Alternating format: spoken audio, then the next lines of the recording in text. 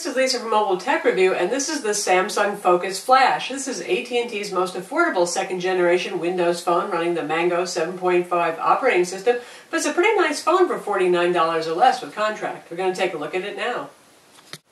This is the Samsung Focus Flash. It's available now on AT&T, and it's $49 with contract, or maybe even less. Right now they're running a 99-cent special for the holidays. And you're not giving up a whole lot of stuff by not getting one of the $199 higher-end phones like the Samsung Focus S or the HTC Titan. Clearly, one of the things you are getting instead is a smaller display. It's 3.7 inches, which means it's more pocketable. You don't get that wow effect of, wow, what a mondo giant display it has, like, say, the HTC Titan. But for those of you who really don't want an immense phone, that's not such a bad thing. The resolution is the same. It's always 800 by 480 pixels on Windows Phone because that's the Microsoft standard. And this is a Super AMOLED instead of a Super AMOLED Plus display used on the Samsung Focus S. Now, Super AMOLED uses a pentile arrangement where you have fewer subpixels, but honestly, on a display that's this small, 3.7 inches, it's not like you're going to see jaggy fonts or anything like that.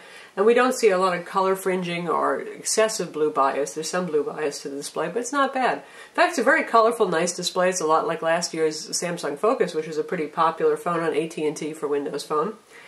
But with a lot faster CPU, now we get a front-facing camera, some nice upgrades from the original Focus. It weighs 4.1 ounces, it's pretty light, but believe it or not, that's a little bit heavier than the Samsung Focus S, which is a bigger phone.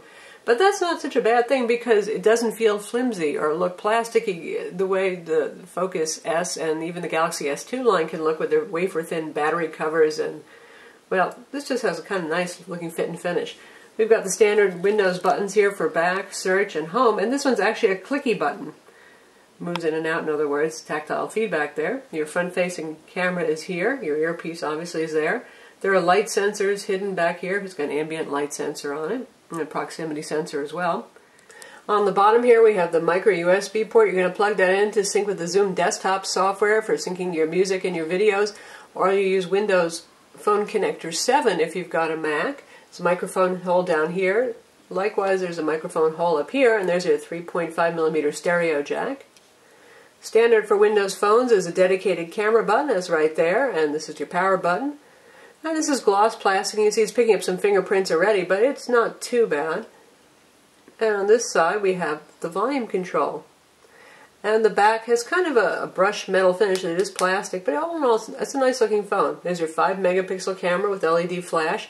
Now the Focus S gives you an 8-megapixel camera, so you get a better camera, but this one's actually pretty good. There's your speaker hole there. And to take this back off, it looks like this might be just the removable section here. It's actually not. The whole thing comes off right here. There's a little hole that you can grab it by, and you yank the back off.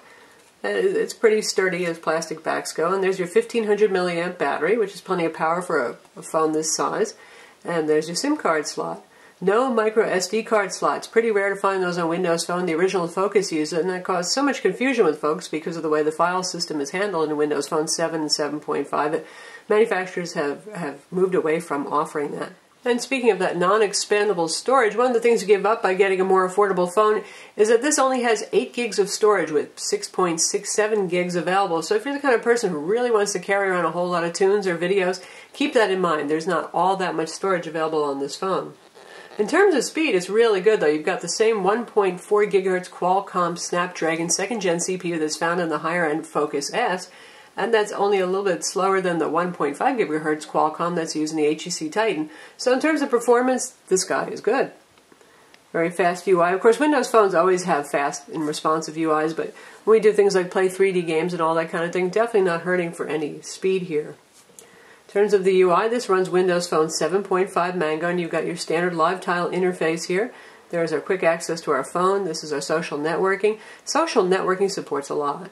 Now you can see that we don't really have anything set up yet, and what your options are, you've got Windows Live account, your Outlook account, Google, your AT&T address book as well, since it's an AT&T phone, Facebook, Twitter, LinkedIn.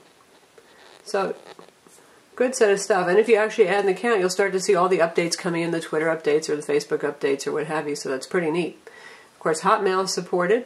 And by the way, if you don't care about Hotmail and don't use it, you can get rid of any tile on here that you want. It doesn't uninstall the application, though you can also uninstall anything that the carrier has added. The built-in apps you cannot remove, but you can get rid of the tiles. For example, say you're not going to use UVerse. Just press and hold and tap that. Done. Gone.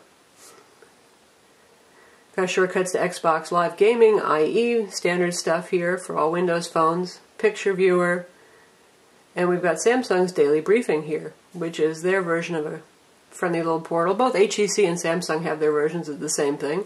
And you've got weather here, top news stories provided by Yahoo, stocks, and you can just hit the little edit button there and add the stocks of your choice to that. Currency converters also available, top tweets, what's trending, that kind of stuff. So that's kind of a handy way to keep in touch with what's going on. You can also install third-party apps like the Weather Channel and stuff like that too for your weather sources, and you can install various news apps. AT&T adds a couple of apps on here. We've got AT&T Navigator, and that's pretty handy, but you've also got Bing Maps with built-in navigation and really excellent POI stuff. Like that a lot. And we've got Yellow Pages Mobile. I can't resist installing that. And you can remove that if you never use it. That's one nice thing about Windows Phone. And Samsung has their Photo Studio here. It's a basic photo editor. It's nice to have.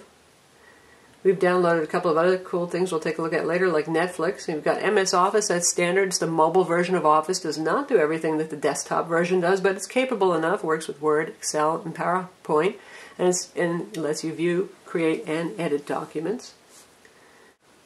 Standard for Zune, we've got FM radio built in, access to podcasts, videos, music that you put on the phone using either Zune or Windows Phone connector, and access to the marketplace.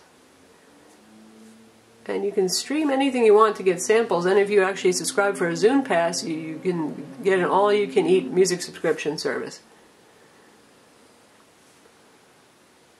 We'll just check out a song and stream it over AT&T's 4G network. This is 4G 14.4 HSPA+. This is not LTE because Windows Phone doesn't yet support that. Still, speeds are pretty good. Downloads range from 2.5 to 4 megaseconds. You can hear the speaker. It's about 22 out of 30 for volume. Pretty loud. Not super full, but not bad.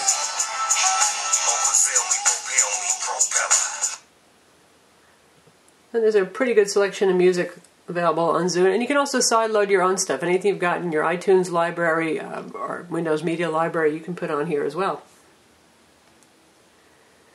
We've got Xbox Live Gaming. Some pretty cool games here. And you can see we've got some titles downloaded. Any game that's available here, you can actually download a playable demo first to make sure that you like it, which is pretty cool.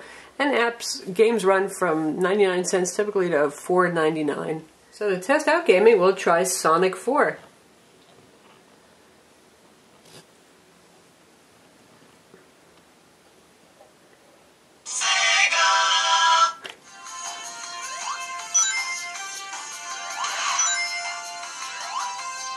.2D platformer game. Handles 3D games just fine as well. Controls on this one could be a little bit better.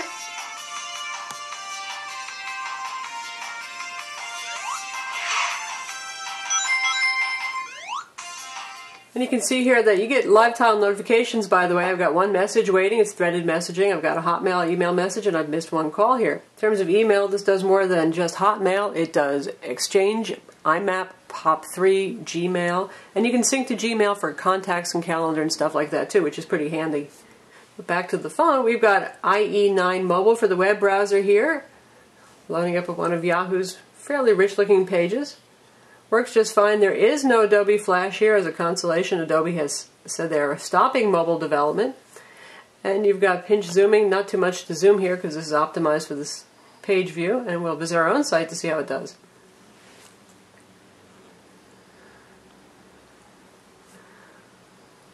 Loads just fine. Nice colors. A little bit of a blue bias there on the screen. But overall, the speeds are quite good. And font rendering is nice. And you've got double tap to bring it in so you have the text optimized into the view, which is convenient as well. And now we're looking at the YouTube site. This is the YouTube mobile site since there's no flash. We'll check out the Dark Knight trailer.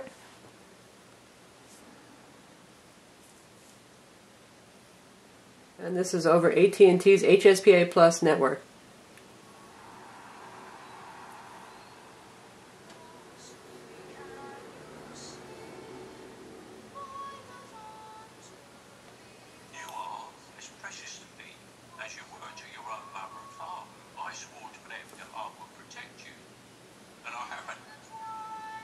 The quality's pretty good. The performance is just fine on it. And now we're checking out Netflix, which is a free download for those of you who have Netflix accounts. So we're going to stream some Star Trek movie over 4G. Nice colorful screen for movie watching. And after some buffering up, it should look pretty sharp.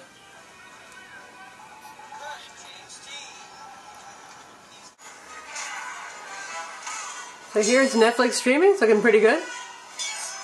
Good frame rates and sharp.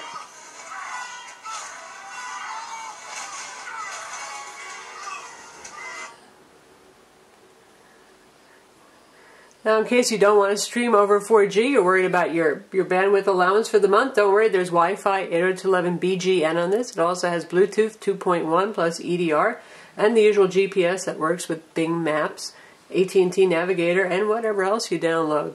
As a phone, the Samsung Focus Flash has good reception, certainly as good as the Focus S and the Titan, in fact maybe even a little bit better than the Titan. And voice quality is good. Not as good as the Focus S, which is really great for voice quality in some of the top phones on AT&T, but it's not bad either. It's fine. Just not as super sharp and clear. So that's the Samsung Focus Flash Windows Phone 7.5 Mango 2nd Gen. If you're looking for a smartphone that's affordable and you want to try something new, maybe you find Android too complex, you've been there, done that with iOS, or iPhone 4S is too expensive, definitely worth a look. A really nice, easy to use, fun and compelling operating system, very fast device, and again, that reasonable price. I'm Lisa from Mobile Tech Review. Don't forget to subscribe to our YouTube channel.